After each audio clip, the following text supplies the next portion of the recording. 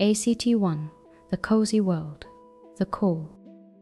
On the edge of a sleepy city where the streetlights flickered like stars, young Harper sat in a small, lamplit bedroom that overlooked the rain-slick roofs below. Outside, a soft drizzle traced the window panes. Inside, the ticking of an old detective clock played a steady lullaby. Harper, kept company by a faded plush rabbit and a stack of well-thumbed mystery books, let her thoughts wander while shadows stretched across the walls. The neighborhood was quiet, all but for the distant hum of the city settling in for sleep. But tonight, something felt off. Moonlight, which usually pooled in a silver puddle on Harper's rug, was noticeably absent. The beam that always slipped past the curtain, her silent nighttime friend, had vanished, as if stolen by the dark. She climbed from bed, peered out, and saw the moon half obscured by rolling clouds. But deeper down, she sensed more than weather at play. In the hush between raindrops, she heard a faint, chiming echo, like a key turned in a lock, or a clue calling out to be found. Harper's heart quickened, not with fear, but the giddy, gentle excitement that lives in the ribcage of every would-be detective. Slipping on her raincoat and taking her rabbit in hand, she tiptoed to the door, ready to follow the case of the missing Moonbeam into the great, blue-shadowed unknown. ACT2, The Gentle Journey. Harper slipped like a shadow down the hallway and out the creaking front door. The city was a strange painting, silent but alive, every corner laced with mist and mystery. Street lamps buzzed and blinked, throwing angular shapes onto empty sidewalks.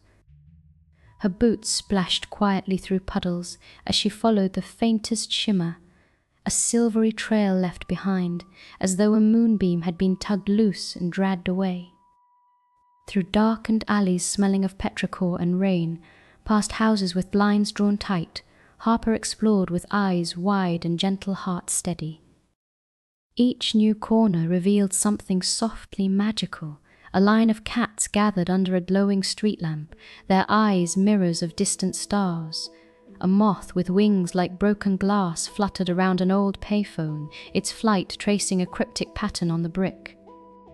At a tiny all-night bakery, window-fogged and golden, she met its owner, Mrs. Wick. In her rumpled coat, Mrs. Wick looked like a character from one of Harper's stories, tired, kind, and full of secrets. She handed Harper a small, warm bun. "Even detectives need supper," she said. Mrs. Wick had seen a pale flash dart behind her shop, carrying a glint like someone dragging the moon. Harper thanked her and hurried on, feeling cheered and watched over. She followed deeper into the warren of streets, crossing through a rain-washed park where willow branches brushed the ground and distant sirens sang a lullaby. Under a graffiti-scrawled underpass, a family of foxes watched her pass, their eyes glowing, then flickered away like candle flames. One left behind a sparkling feather, another puzzle piece.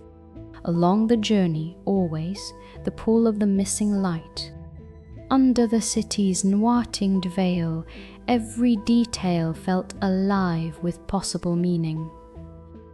A gutter reflected a tiny prismatic fragment. A wind chime spun eerily on a fire escape. A newspaper page, caught in the wind, bore a crossword missing only one word.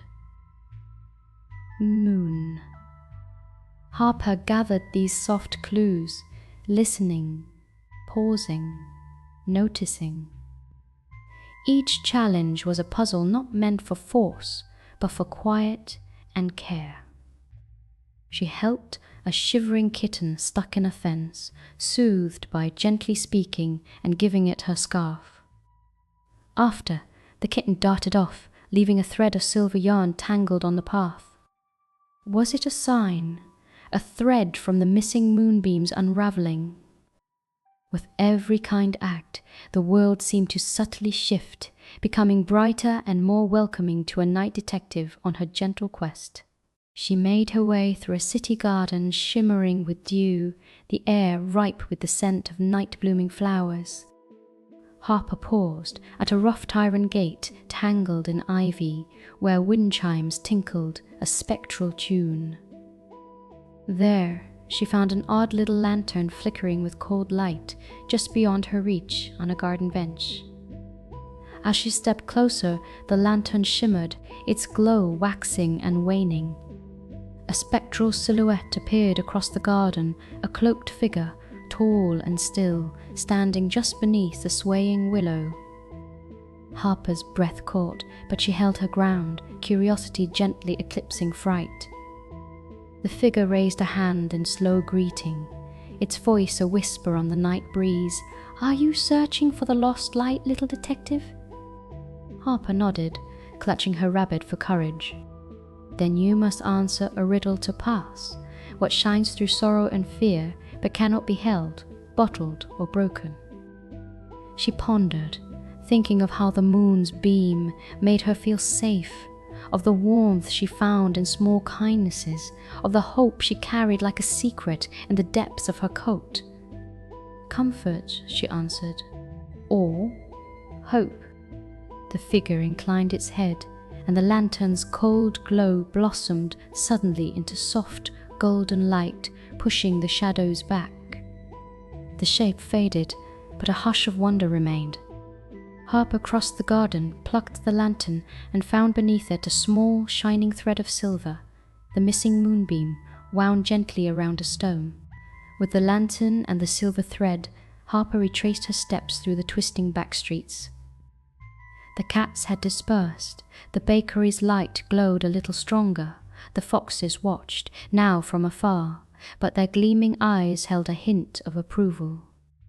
As Harper neared her door, the city seemed transformed, not less mysterious but friendlier, as if the act of searching had changed both her and the world just a little. She paused at her stoop, the silver thread in one hand, the now golden lantern in the other, and her rabbit clasped to her chest. Inside, she tiptoed past portraits and bookshelves, letting herself into her bedroom with a tired, contented sigh. She set the lantern on the windowsill and carefully draped the moonbeam thread across the curtain. Instantly, a gentle shaft of light spilled back into her room, silvering the rug, gently illuminating her books and rabbit in a dreamy glow. The familiar space regained its quiet magic, made new by her nighttime journey. Harper snuggled under the quilt, her heart fluttering with comfort and quiet pride. She closed her eyes, the muffled city sounds weaving into a lullaby, her room cocooned in safety and silver. The world outside was still vast and shadowed and full of wonder, but inside she was home, full of peace, the detective's mystery softly solved.